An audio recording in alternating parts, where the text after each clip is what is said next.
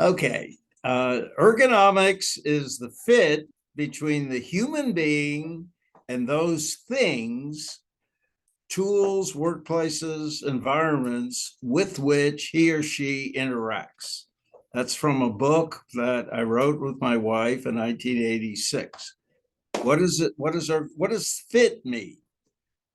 For me, fit has to do with the principle of least effort. That is, you organize your work environment so that you can accomplish what you need to do with the least amount of effort and cost without hurting yourself or breaking anything. So other words that are similar are usability and user-friendliness. So that's what ergonomics is fit. And it actually is not that different from the evolutionary definition of fit.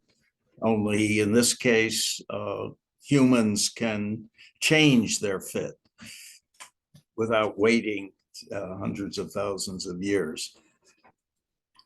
So ergonomics applies to any situation in which something has to be accomplished. We call tasks. It can be a kitchen, it can be an artist's studio, an airplane cockpit, a nuclear power plant control room. However, the probably most common workplace in the world right now is a human being sitting in front of a computer in a chair. So I'm going to spend a lot of time focusing on that.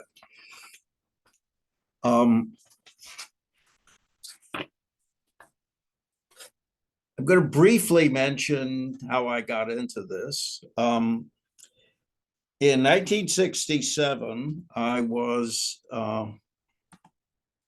Excuse me. Oh. I have an issue with the recording. If we want it to be recorded, I'm going to have to share it one more time. Oh, okay. My apologies. Well, I'll keep talking. Please if that's do. All right. Please yeah. You don't need this. So this is a picture of the book that my wife and I wrote. In 1967, I was essentially an unemployed associate professor of cognitive psychology at Miami University in Ohio. I was newly divorced, which is relevant. Just at that point, computer terminals, in those days called video display terminals, VDTs, were entering the workplace. By pure chance, a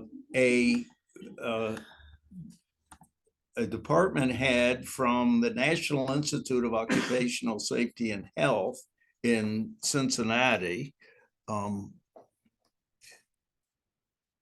also called NIOSH, came up to the university wanting to get his student admitted in our graduate program. And he asked me if I wanted to do some research, and I agreed. The research was on stress in clerical workers. And in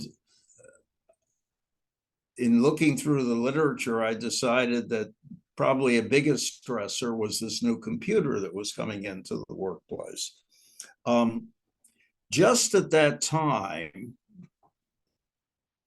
the Institute, which is supposed to respond to workers' complaints, were getting deluged with complaints from workers who look like this. This is staged, but I have a whole collection of pictures from an investigation here in California at the LA Times and Oakland Trib, where workers were looking like that. One of the things that got me involved was that in New York, at the New York Times, a 30-year-old worker got cataracts, and his ophthalmologist asserted that that was due to the ionizing radiation that came from these new computer terminals. So NIOSH sent a health physicist, Gene Moss, and he measured it and said, there is no ionizing radiation. So he's wrong, but the ergonomics are awful. So that's my start. That's how I got into it. And they're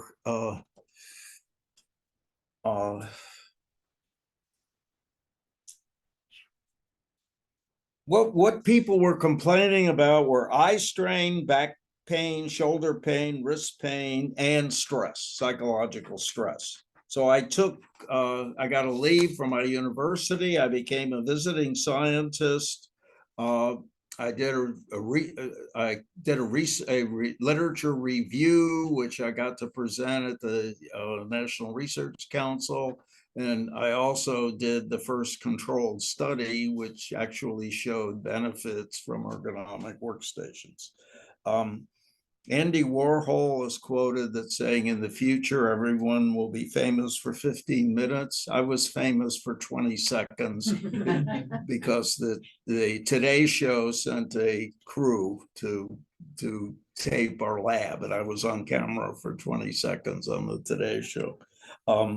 But that made me, in a couple of years, an expert in the field because I happened to be there.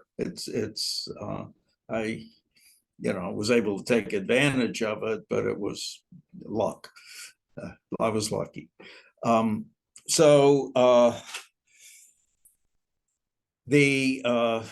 My professional society is a Human Factors and Ergonomics Society, HFES. They sponsored the American National Standard for Human Factors Engineering of Video Display Terminals. This is a technical standard. I ended up being the vice chair of the standard and writing part of it. Later, I was elected president of the society, and I was on the board of certification in professional ergonomics and supervised the exam. And in late life, after I retired from teaching, I was hired to be the director of the Center for Behavioral Sciences at Liberty Mutual Research Institute for Safety. The handout you have is from my group. And I'm also mentioning the Institute for Work and Health because they have a very good free online course. I've written a blog to accompany this, and it has the information. I can also give it to you it's a very good course. I'm going to be using some of the slides from it. So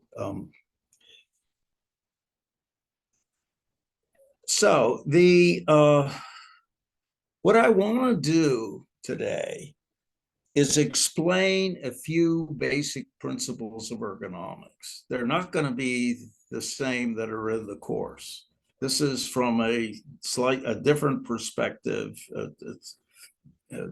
It merges a field called ecological psychology with ergonomics, and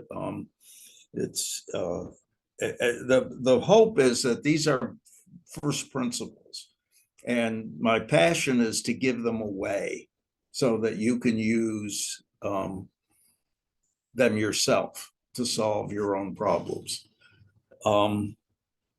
And I'm hoping we can make this interactive. So let's get started. The first basic principle is this thing called an affordance. This is a strange term, but I hope by the end of the hour you'll be familiar with it. It's a noun corresponding to the verb to afford, and it is the attributes of the environment defined with respect to the action capabilities of the individual. That's a mouthful. The attributes of the environment defined with respect to the action capabilities of the individual. So it's a relational term. This is from our book. See, I forgot the part, which is embarrassing, that at the time I went to NIOSH, I also met Marilyn, my second wife, and she became very involved with this and quit her job and we wrote the book together. and she was my collaborator for the rest of her life. And this is from our book. So this shows poor affordances. So this chair on there's a big chair on the left with a little kid sitting in it. That affords sitting, but only if you lift the child up and put him in the chair. Next to it is a child's chair with an adult sitting in it, looking very uncomfortable. So that affords awkward posture and instability. So that's a way to get a handle on affordances.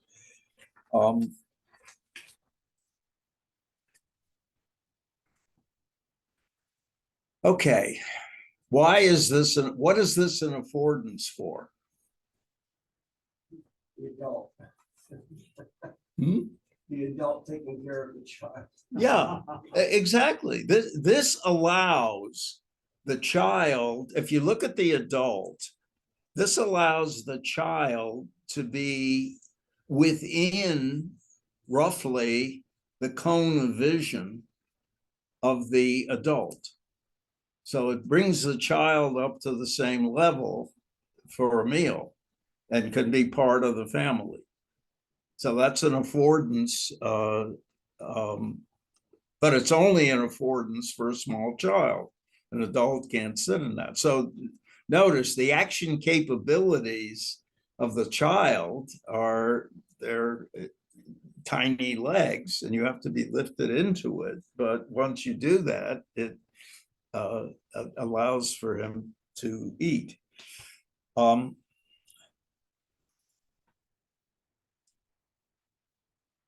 Another example, which I don't have a picture of,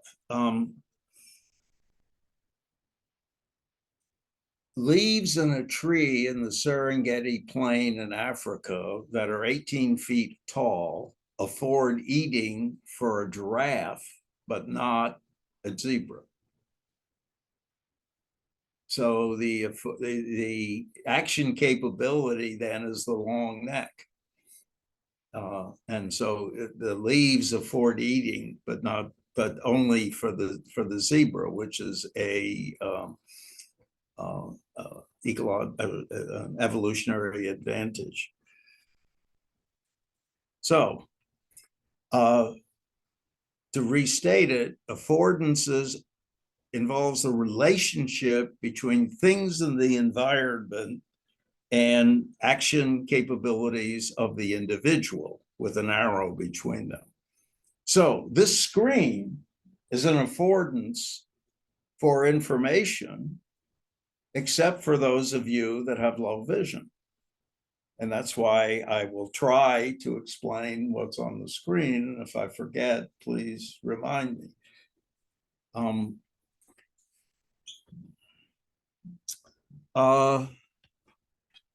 What is this an affordance for? It's a mouse. For your wrist. For your hand and wrist. Yeah, except Lyle, is this an affordance for you? It is not. Why? Because I'm a softball, I'm left-handed. Yeah. So it helps you move the cursor on the screen, but only if you have a right-handed action capability. So the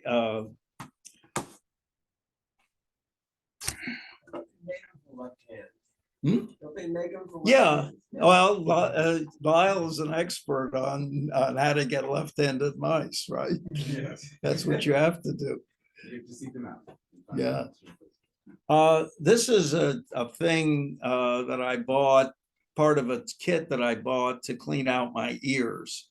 This cup is labeled as ergonomic.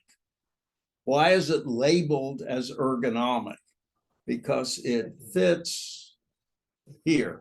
It's curved, so it fits. So it is an affordance for dripping water out of my ear.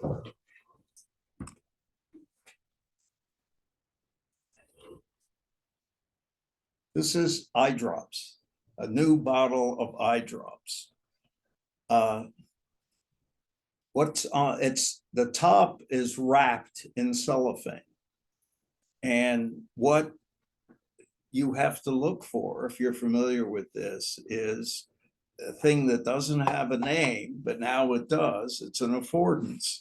It's the little strip of something, if you can find it, that lets you pull it off. Yes. Thankful. So now you have a new phrase to use. Where is the GD affordance?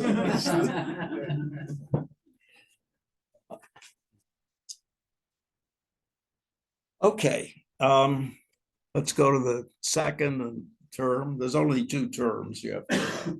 The second is perception action cycle. Any task can be broken down into a series of steps in which perceived information results in action, which in turn reveals new information. So you start at the top with perception, which is visual or proprioceptive pickup. Proprioceptive is body sense, your sense of the position of your body and your motion. There's also hearing in this, but that didn't get into this slide. You pick up information and it directs you to do something. Directs muscle forces, that changes something in the world, and that reveals new information. And the whole cycle continues again. So that's a perception action cycle. And Marv, would the action be, oh, I've succeeded? yes, That in itself is a, oh yeah, yeah, okay. absolutely, absolutely. So affordances are linked to perception action cycles because what's perceived is the affordances. That's an important part, and I hope I'll make that clear with the next example. I just wanted to get that in your head. So let's go to the great website for Pasadena Village. And what you'd like to do is look up this talk on events. Okay, where is the affordance? Here. Events, Hmm? the events column. Yes. But what makes it an affordance? Your vision. Also that it's clickable. Oh, yeah. Yes. And clickability is huge. That's the affordance. You need to, so when we talk about the action capabilities of the observer, that includes not only the body dimension, but it includes the knowledge that that you're computer literate. This is a website and it has clickable options, and you need to use a mouse to click on the objects.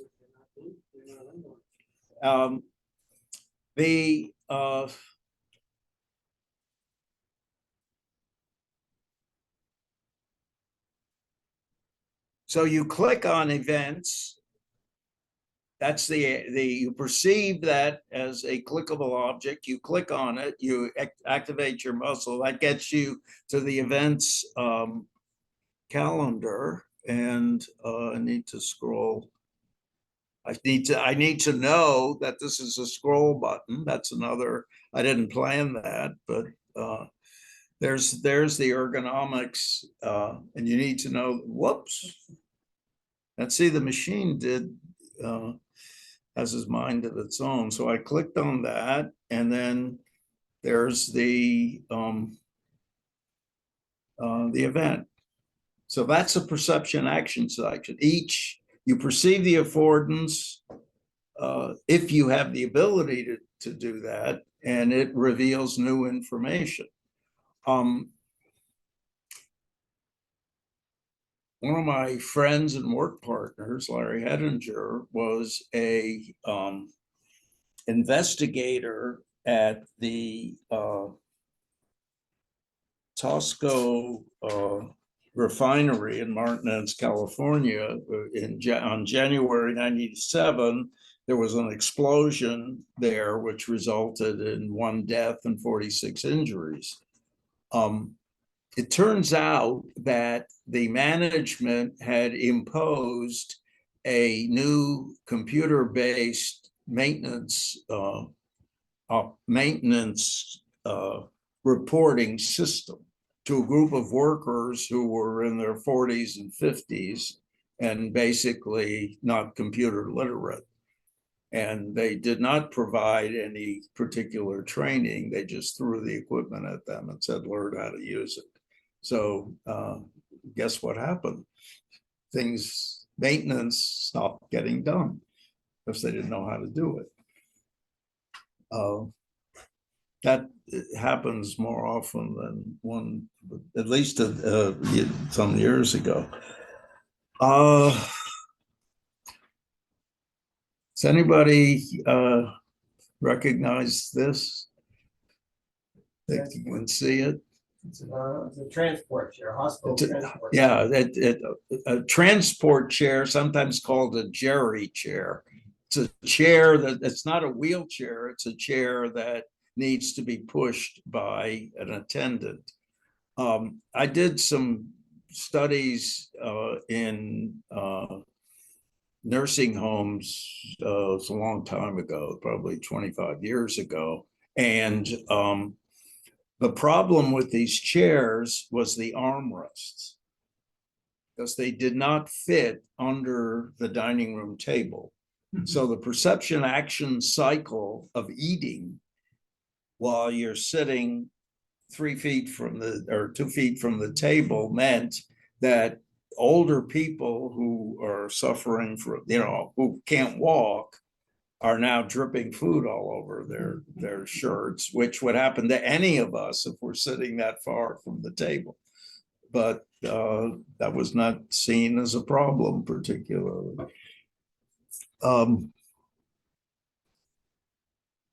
Okay, here's putting it together. This is the kind of summary of the practical stuff. And then actually it's right on time because I'll spend the rest of the time on offices.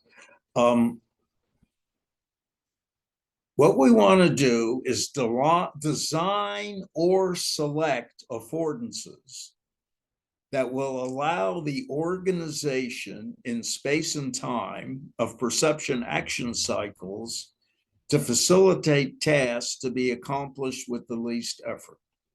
That's what ergonomics is about. You either design the affordances, so all designers are affordance designers. That's one way to look at it. Any designer is an affordance. If you're designing, yeah, I'll just leave that. And you want to allow for perception action cycles to be done with the least effort. You could apply this to strict engineering, I think, as well. So I want to go over what least effort means in specific terms, because this is where it gets specific. There are 3 categories. The first, which is kind of at the core of what most people think of as ergonomics, is posture and movement. So the most important concept is the concept of neutral posture. Our body is made up of bones connected together into joints by tendons and muscles. And neutral posture is considered the mid-range of the range of motion. So, my arm can go like this, but the mid-range of it is like this, where it's at 90 degrees. If you're usually 90 degrees for the upper and lower leg are the same, trunk being upright, wrists being flat, or actually this is neutral posture for the wrist, this posture here.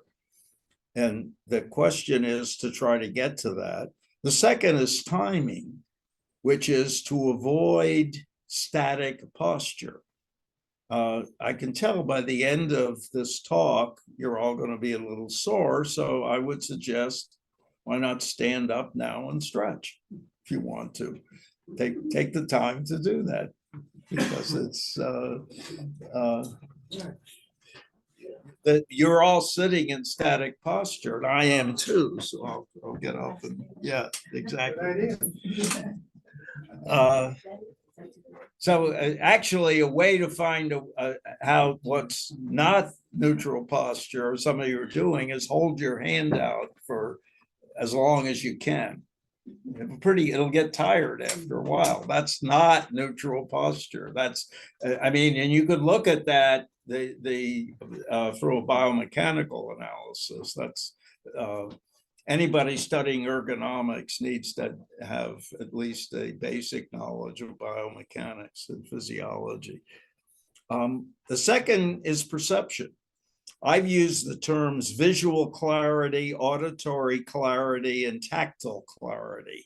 You know, I could spend 3 days talking about that, but it's designing, particularly for computers, making sure that, and we'll get into that a little bit later, but making sure that the visual information is as clear as possible. And tactile means that you can differentiate controls. The history of ergonomics in the US goes back to World War II military aviation, and the insight that if there are two controls sitting next to each other, they shouldn't have the same shape.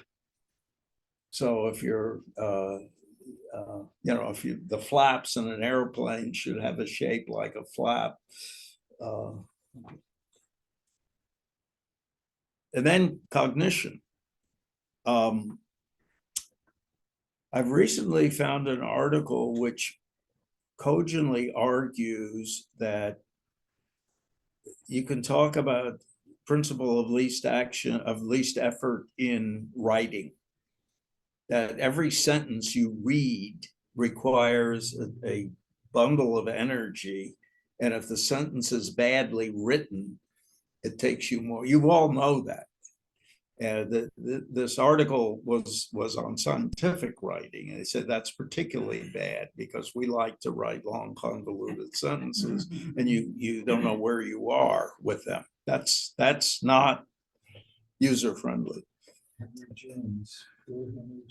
Yes. And then there's this term Eigenseit, which I could also spend a whole time on, and I am going to be writing a blog.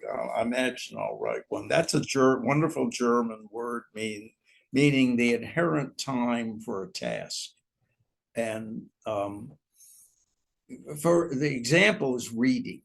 I mean, despite speed reading, most of us have, I mean, this may differ for individuals, but if you want to read something carefully, you can't speed it up.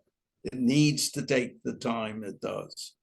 And I can tell you through many years of accident investigations that almost always the contributing factor is time pressure. People are in a hurry and they skip things.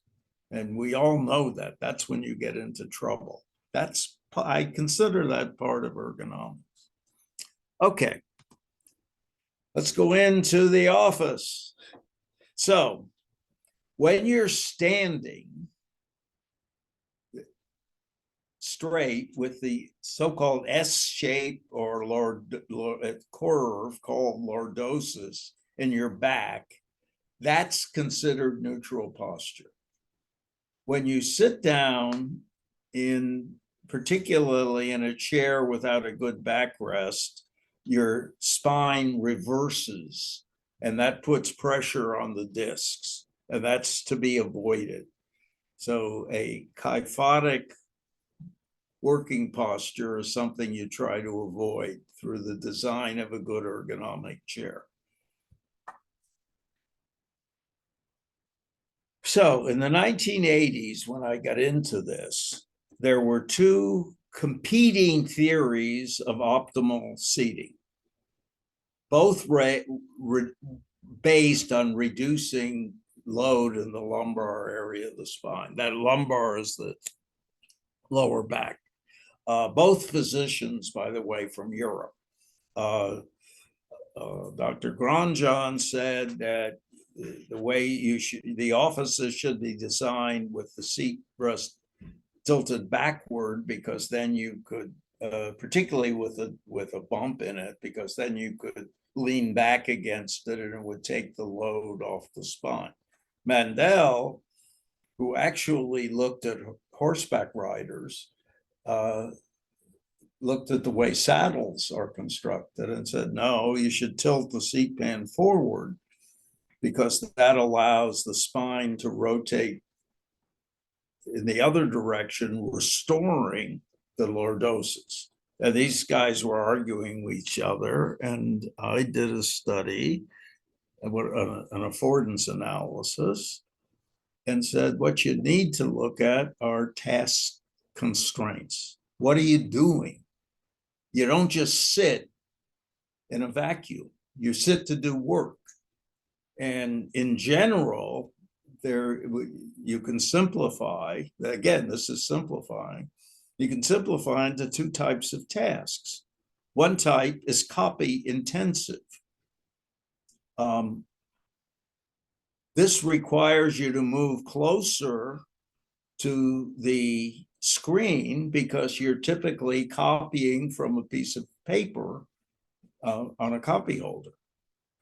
So for that, you need to be upright.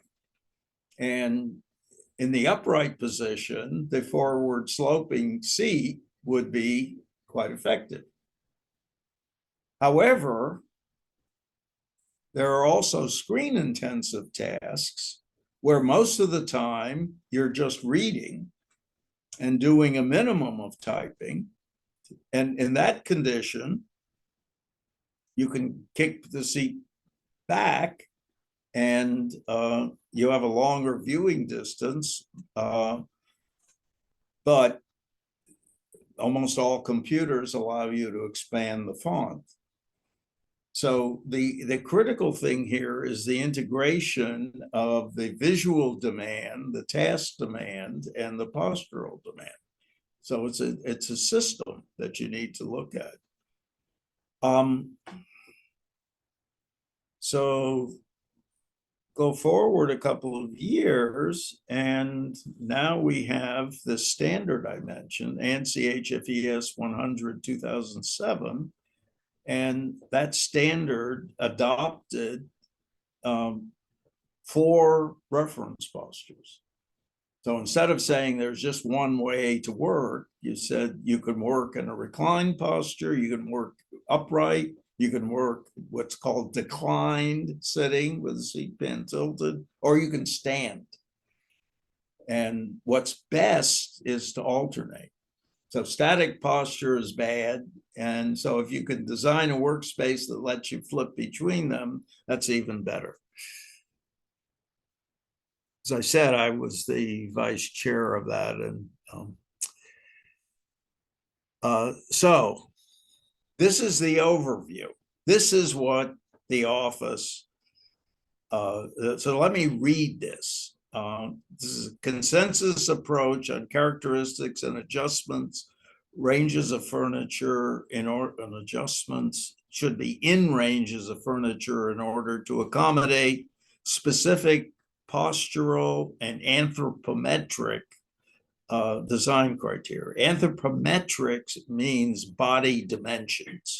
And we talk about accommodating the middle 90 percentile of the population. Now, what this picture shows is that on the left are the dimensions of the screen. We have screen height, the height of the home row of the keyboard, the height of the table, and the viewing distance. On the right, we have body dimensions. Well, we have some chair dimensions, seat pan height and seated elbow rest height, but we also have body dimensions, seated eye height and popliteal height, which is the height to the underside of the thighs, and elbow height. Okay, quiz. Which are affordances and which are capabilities? All those chair sizes are afforded. Hmm? All those chair sizes are afforded. Exactly. The chair sizes are affordances. The body dimensions are capabilities. So you have to match the insight, and see, even the people who did this figure, I was one of them, mix them.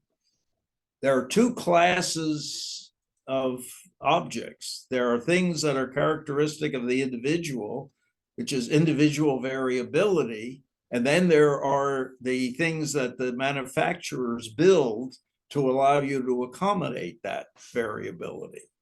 And what I wrote was the section on how to accomplish that, because now you get down to, in a standard, you get down to specifics. What should the range of seat pan height be? And how do you figure that out?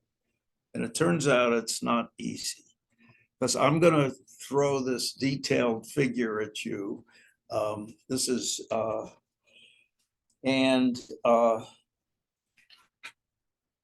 me get my notes so I do it right.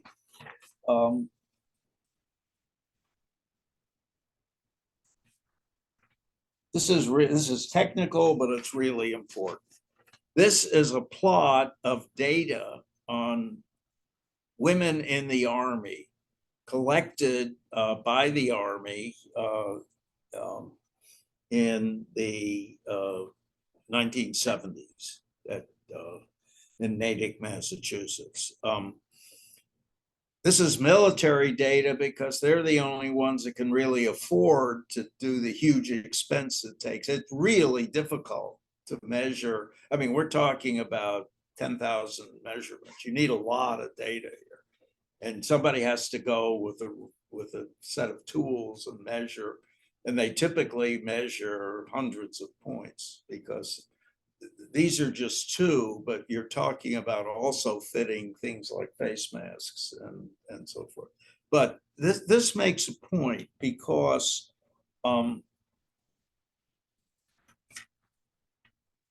there are two critical body dimensions that we're talking about. The first is popliteal height, which is the height to the underside of the thigh, and obviously that relates to the height range of the chair. The second is the elbow rest height, which is the height from the seat of the chair to your elbow, and that has to do with where the keyboard should be placed. So those are two critical dimensions. Now, here's the problem. If you have a woman who has short legs, the fifth percentile is in there, she is equally likely to have short, medium, or long arms, and vice versa. You can see that by the shape of the curve. So that I'll get up and point to it. So if you have a woman who is here in popliteal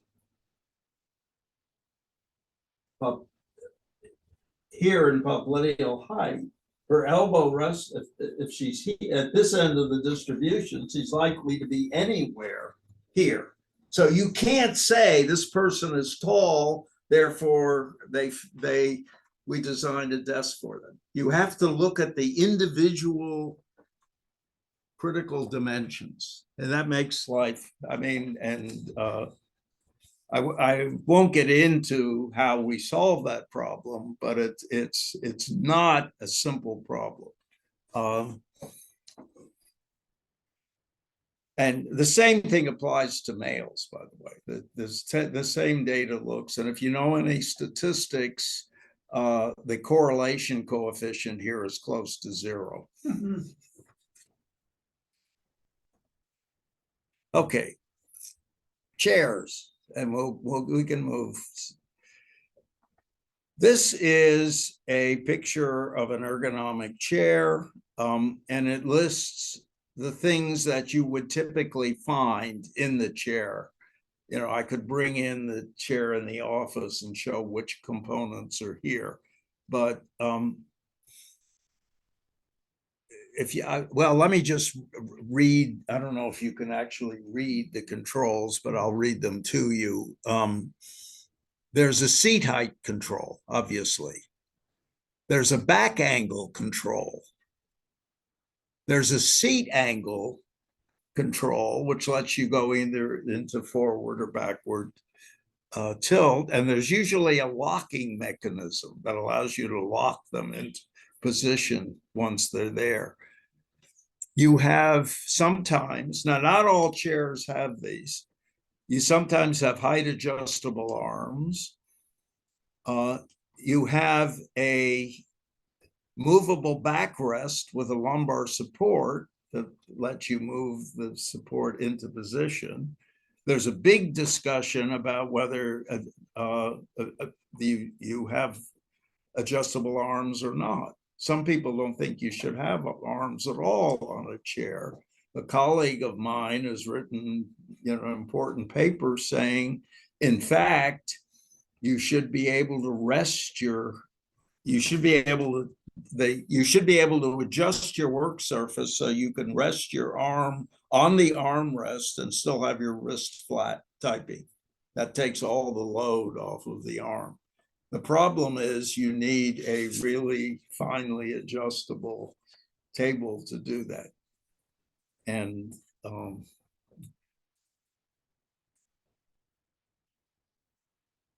okay, anybody recognize this?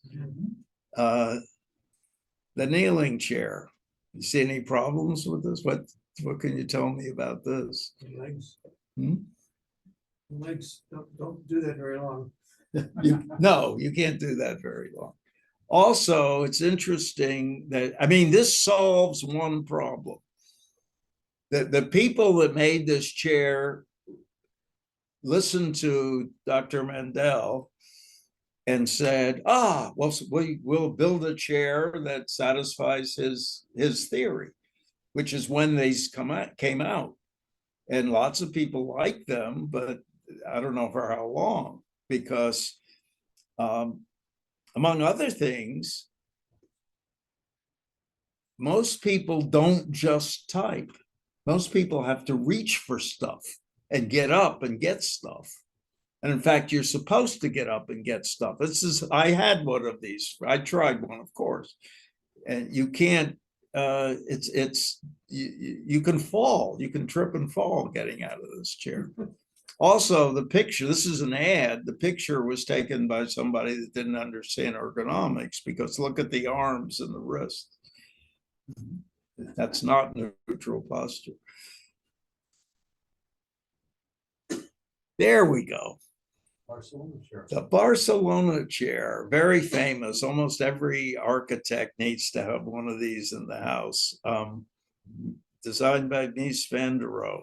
What can you tell me is what you know about ergonomics about this chair? Yes. It's actually counterproductive because it forces your back into that kyphotic curve. In fact, it was designed for the Spanish Exposition of, I think, 1928, for the King of Spain to sit in for 30 seconds while he opened the exhibition.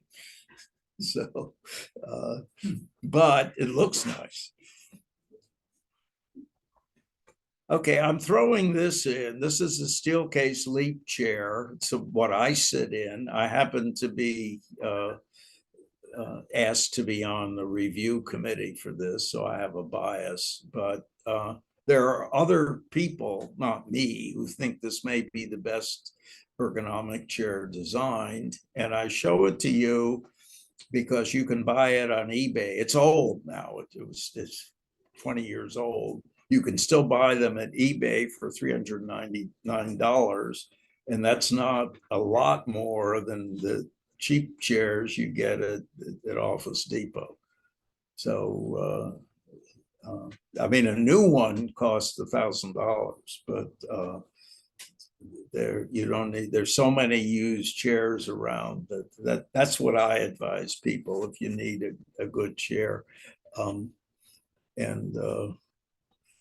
Okay, let me keyboards and work surfaces.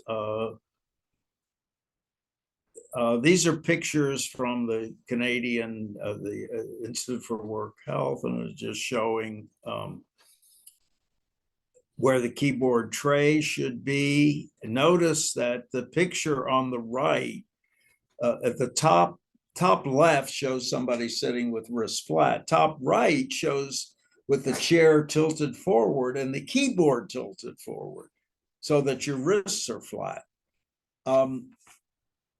There aren't that many this gets into the whole issue of keyboard trays, which fit under the table. And those have a mixed history. First of all, I've rarely seen any that tilt like that. And secondly, I remember visiting, I think it was in the Cincinnati Board of Education, 2 floors of office work with trays, all of which were thrown in the corner, keyboard trays. Nobody wanted to use them. And the reason is, yes, you can get into good posture, but you have other things on your desk. You can't get to the desk. You have to bend like this to pick up stuff from the desk. So there's no,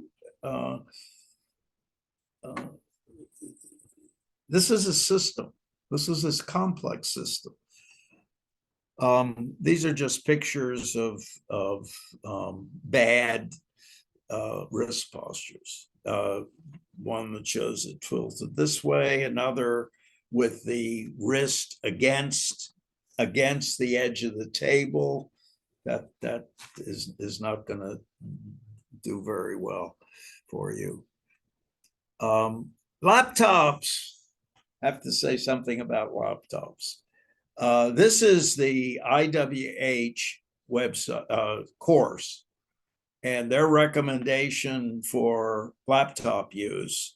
On the left is a picture of unaided laptop use. Now, I will state categorically, you cannot get into a comfort zone with a laptop for any length of time. Laptops are not made to be used for long periods of time. I mean, I know everybody does it. I've done it, but you're just going to, there's just no way you can get into neutral posture with either your wrists or your head. Either your head is going to be bent or your wrists are going to be bent. Their recommendation is to better stand and prop the laptop up on a stand. However, look how far away that is. The next slide, I will show the recommendation for the screen distance is arm length, but he's got a keyboard in there, so he can't, the screen is too far away.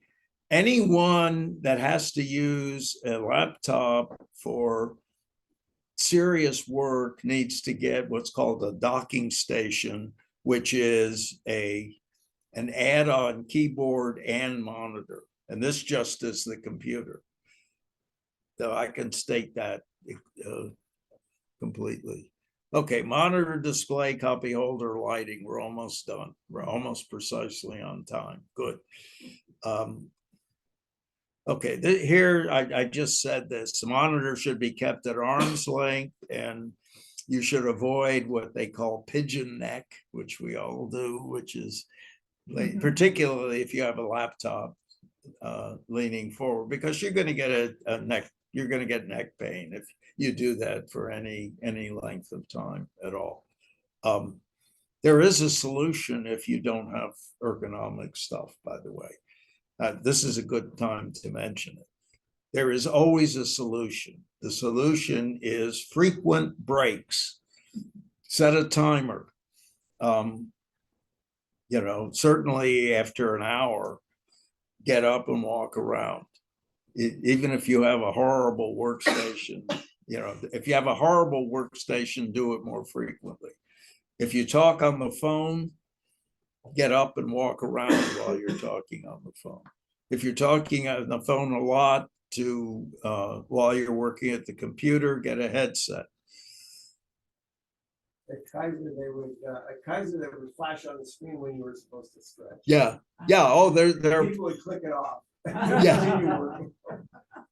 Yes. Yeah, my watch tells me that, my Apple Watch tells me that too. Okay, these are head postures to be avoided. And then the one on the right, hyperflexion is with your head bent forward. Hyperextension is with the head bent backward, and straight up is normal. Let me read this.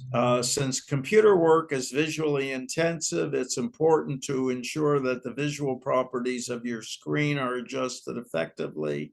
So you need to worry about contrast, which is the difference in brightness between adjacent objects, dark colors and light colors. Background color is a dominant screen color. Resolution is the ability to create fine detail. Clarity is the ability to accurately distinguish between objects on the screen. These days, screens are pretty good.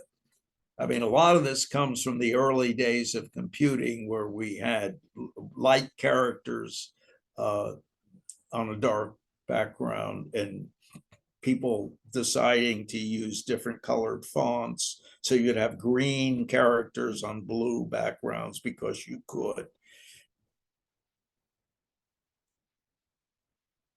Okay, printed documents, using a document holder.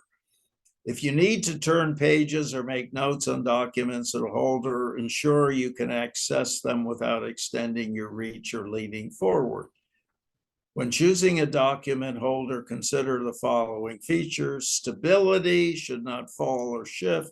Adjustability, should adjust to meet the needs of your different documents. Size, should be large enough for the documents you work on. And security, documents should not fall out easily. Okay, this next slide is very emotional for me. This is the holder my wife invented. Unfortunately, the company is no longer existence. I couldn't find anybody to take it over when it was failing. But this, I think, is the best document holder ever made. I'm biased. I mean, it's sturdy. We have a picture with 30-pound weights on it. It has a line guide. You can adjust it up and down. It has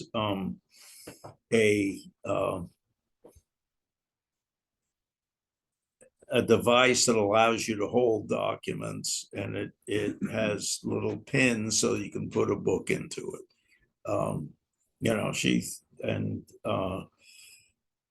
She designed it. I mean, she learned her ergonomics from me, but it was her design. So that's what a document holder should look like. And then finally, we have glare, which you need to, there's two types of glare, and most people aren't aware of it, but you should be. There's indirect glare, in which there's too much light. Typically, it's in an office environment like this. This would not, there's a lot of light coming from the overhead, and it might wash out, lower the contrast on the screen, making it harder to see. Direct glare is if you're facing the east, like I am in my study on Madison Avenue, I have to close the blinds because the sun hits me right in the eye. And that's called direct glare. And Whoops, where did that come from? Oh, okay. Yeah, I think let me just go to I just wanted to make the final point, right on time. If you look at my hands on the right side, you'll see that my wrist is bent. It's not in neutral posture. The point is, you almost never can get to a quote perfect workstation design. There's always a trade-off. In this case, it's tolerable. Well, it's tolerable. That's my workstation, or it was for 20 years. And I never had wrist problems. I think I took enough breaks, but I just didn't have that. I mean, people differ in their tendencies for problems.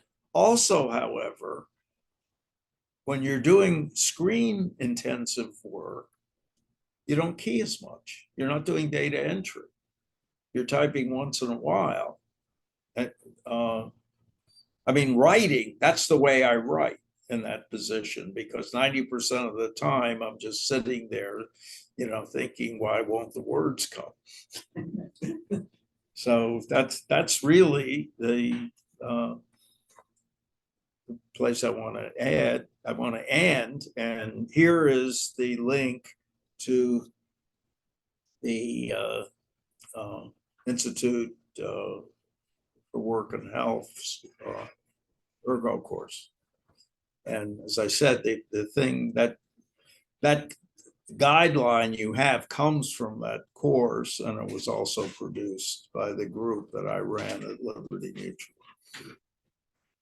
Okay, I'll be glad to I have a question. Of course.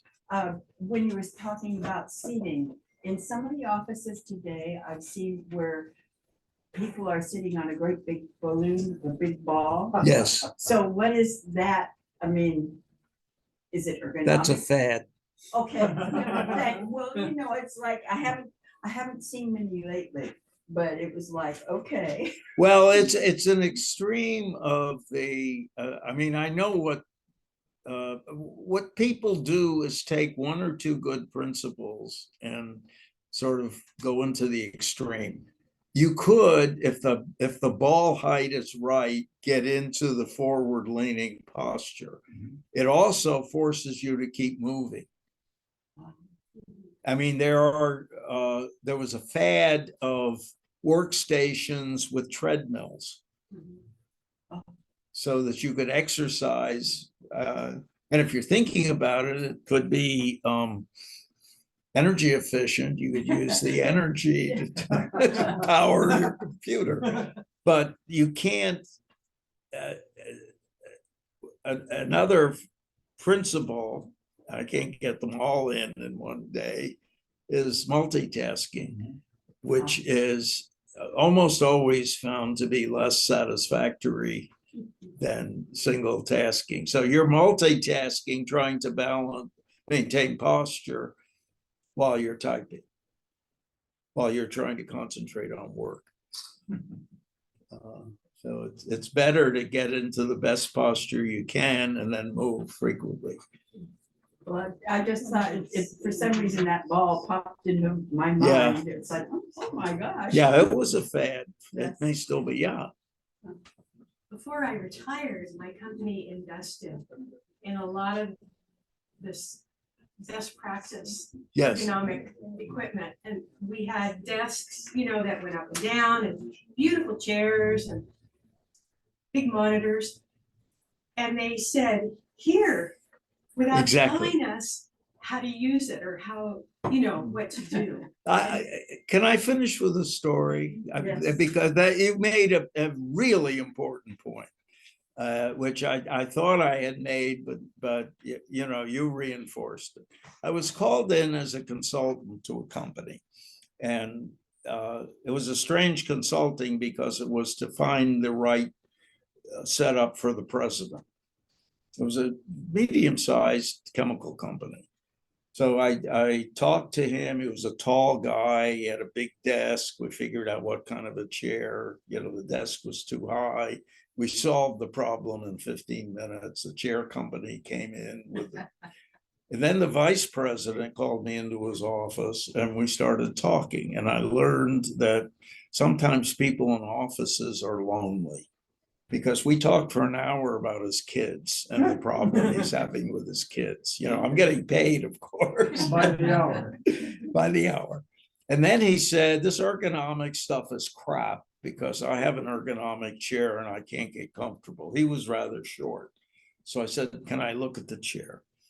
And I turned the chair over, and ergonomic chairs, you should know this, are put in a box at their lowest adjustment range.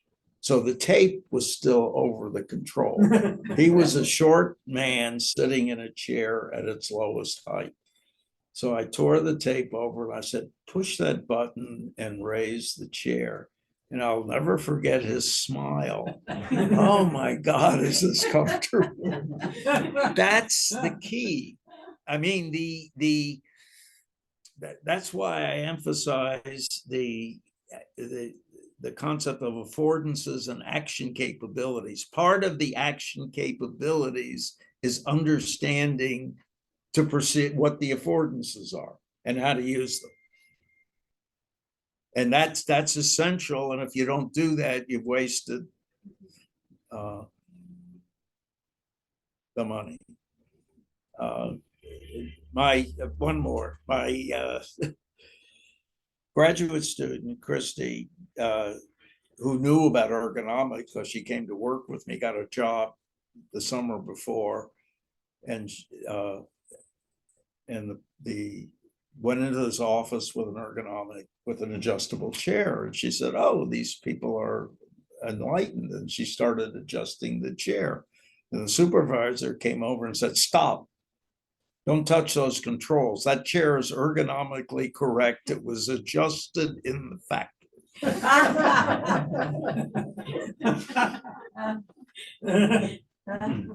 So. But you got a million of them. One size does or does not. Does not. Never fits all. Or fits everybody badly, except for the person whose capabilities happen to fit that. Yeah. You like the idea of standing desks? Yeah. Yeah, I actually did one of the first studies that showed, well, not only standing, the one that's alternating between sitting and standing. Yeah. Yeah, that's kind of been the modern companies that I've seen have all adopted that. I mean, when I left Liberty, the whole building had a sit-stand workstations. And That Kaiser, you had a crank. And you could crank to the Oh, level up to standing. yeah, well, that's the other thing. You know, are you going to pay for the electrical for the more expensive motorized ones, or are you This going is for the peons, so Yeah. you got a crank. Yeah.